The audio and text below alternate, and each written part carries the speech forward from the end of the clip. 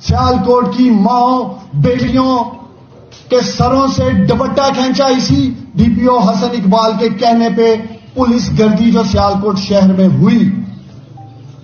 ریحانہ ڈار کے ساتھ کمپین کے دوران جو شخص بھی کھڑا ہوتا تھا میں سلوٹ پیش کرتا ہوں ان تمام ورکرز کو، یہ جانتے ہوئے بھی کہ ریحانہ ڈار کمپین کے دوران ہمارے گھر آئے گی تو ہمارے گھر کو بعد ازاں توڑ دیا جائے گا، ہمیں گرفتار کر لیا جائے گا، ہمارے اوپر جھوٹی ایف آئی آر کاٹ دی جائے گی. لیکن میں ان تمام ورکرز کی جرأت، بہادری اور ہمت کو سلام پیش کرتا ہوں کہ انہوں نے پھر بھی ریحانہ ڈار کا ویلکم کیا اور وہ ساتھ اپنے گلی محلوں میں لے کے گئے.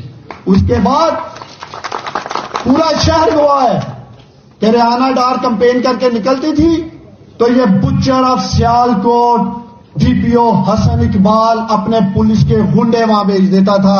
گھر توڑو، بندے اٹھا لاؤ، ساری فوٹیج ہمارے پاس موجود ہے. ڈی پی او حسن اقبال صاحب، میں آپ کے اوپر کوئی جھوٹا الزام نہیں لگا رہا ہوں. اگر ڈی پی او حسن اقبال میں اخلاقی جرأت ہے تو عثمان ڈار کے ساتھ پبلک میں بیٹھ کے میرے ساتھ ڈبیٹ کر لو. میں ثابت کروں گا کہ یہ D P O Hasan Iqbal butcher of Sialkot ہے. اس نے سیالکوٹ کے لوگوں کا اتصال کیا، اس نے سیالکوٹ کے عظیم لوگوں کی تہذیب کی ہے، کیونکہ ہم آزاد شہری ہیں. یہ butcher of Sialkot D P O حسن اقبال اس طرح کی ظلم اور بربریت کی ہم اجازت نہیں دے سکتے سیالکوٹ میں.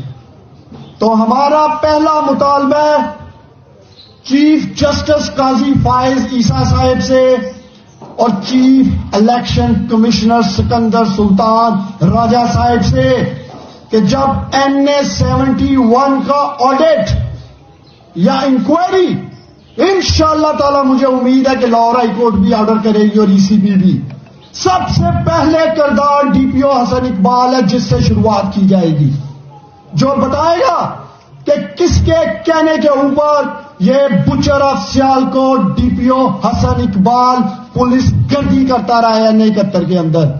ہماری یہ ڈیمانڈ ہے.